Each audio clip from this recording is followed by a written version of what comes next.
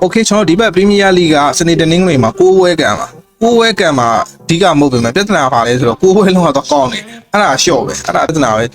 အဲ့6ဝဲထဲမှာတင်းကိုအားပေးတဲ့ပြည်သက်တွေကမကပဲနဲ့ပေါ့နော်ပြိုင်မဲ့ပြည်သက်တွေကသာစိတ်ဝင်စားနေတဲ့ Manchester United တင်းရဲ့အကြောင်းလေးပြောကြည့်အောင်ကျွန်တော်ဒီဘက်တင်းငွေနေမှာ Manchester United တင်းဟာဖူအန်တင်းကိုအိမ်ကွင်းမှာလက်ခံရှင်တိုင်ကစားရမှာဖြစ်တယ်ပေါ့နော်အဲ့မှာကျွန်တော်တစ်ချက်ပြောချင်တာကManchester United အသင်းရဲ့တာဝန်ရှိတဲ့သူတွေကိုပဲပြောရမယ်ထင်တယ်သူတို့ရဲ့ဆုံးဖြတ်ချက်တွေကဘယ်လိုတွေဆုံးဖြတ်လဲဆိုတာကျွန်တော်ခံမှန်းရခက်တယ်လို့ပြောအောင်ပါဗောနော်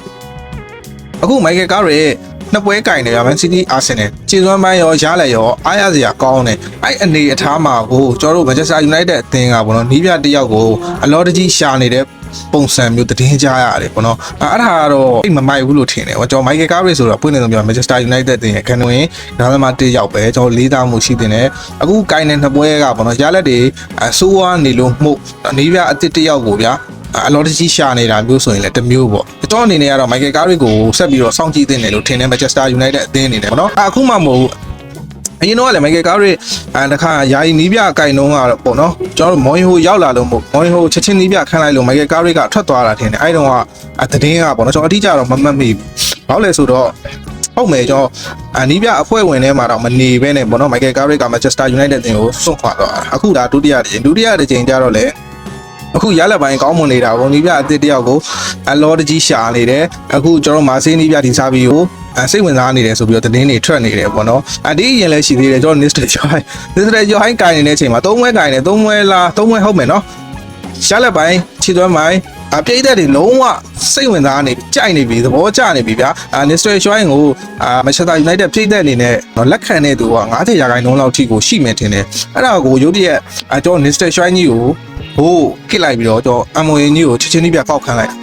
ဘာလဲကျွန်တော်ဂျာဒီကုံလောက်ထီတော့ကျွန်တော် Niste Joy ဟိုပေးကင်တင်တယ်လို့ထင်တယ်ပေါ့နော်တကယ်လို့ Niste Joy ကဒီကုံတဲ့အထိကင်တဲ့အခါမှာအဆင်မပြေဘူးဆိုလို့ရှိရင်ကျွန်တော်တို့နီးပြနောက်တစ်ယောက်အသေးရှာတာမျိုးခန့်လိုက်တာမျိုးကအဆင်ပြေပေမဲ့ဗျအခုကင်နေတဲ့သုံးပွဲလည်းအဆင်ပြေနေရဲ့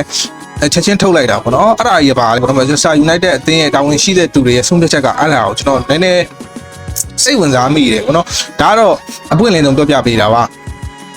ပြတော့ Niste Joy တို့Michael Carrick တို့ဆိုတော့ကျွန်တော် Manchester United တင်းရဲ့ခံဝင်ကစားသမားတွေဟိုတက်မှတ်လို့ရတဲ့ကစားသမားတွေ Manchester United အတွက်အပေးဆက်ခဲ့တဲ့အချိန်တွေအများကြီးပဲပေါ့နော်အခု Michael Carrick ကိုလည်းကျွန်တော်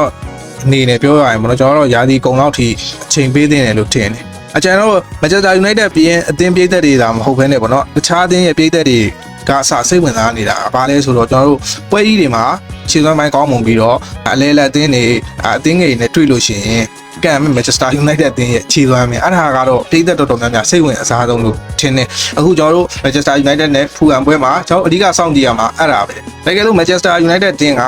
ဖူအန်အသင်းကိုခြေစွမ်းပိုင်းလည်းကောင်းမွန်တယ်ကျတော့ရလက်ပိုင်းအဓိကကျွန်တော်ဂိုးရလက်ကိုလည်းကြည့်ရမယ်ဂိုးရလက်ကအနည်းဆုံး2ဂိုးလောက်ပြတ်တယ်ဆိုလို့ရှိရင်တော့ဒါက Michael Carrick ရဲ့ Manchester United အသင်းကတော်တော်အဆင်ပြေသွားပြီလို့ပြောရမယ်အနည်းဆုံး 2-3-1-4-2 ပေါ့နော်အဲ့လိုမျိုးရလက်တွေနဲ့အနိုင်ယူမဲ့ခြေသွမ်းပိုင်းကလည်းကောင်းမွန်တယ်ဆိုလို့ရှိရင်တော့ဒါ Manchester United အသင်းရဲ့အလားအလာကတော်တော်လေးကိုကောင်းမွန်သွားပြီလို့ကျွန်တော်စိတ်ထဲမှာထင်တယ်ပေါ့နော်ဖူအန်ကလည်းဒီရာသီမှာကတော့ခြေသွမ်းပိုင်းကမဆိုးဘူးသူဖြတ်မြင့်အသင်းထဲမှာပါတယ်ခြေသွမ်းပိုင်းကတော်တော်လေးစောင့်ကြည့်ရမယ်အနေထားထဲမှာပါတယ်ပေါ့နော်အဲ့ဒါကြောင့်မလို့ဒီပွဲကMichael Carrick ရဲ့ Manchester United အသင်းအတွက်တကယ်ကိုအဆုံးဖြတ်ပွဲတစ်ခုဖြစ်ဖို့တေချာသလောက်ဖြစ်နေပေါ့နော်Manchester United အသင်းကကျွန်တော်ပြောလို့ဒီပွဲမှာခြေသွမ်းပိုင်းကောင်းမွန်တယ်ဘိုးလည်းပြတ်တယ်ဆိုလို့ရှိရင်တော့ဒီနေ့ Champions League ဝင်ရတော့ Manchester United အသင်းအနေနဲ့ပေါ့နော်ရရှိသွားနိုင်မယ်လို့ကျွန်တော်ကတော့ထင်မိပါတယ်အားလုံးကိုကျေးဇူးတင်ပါတယ်ဗျ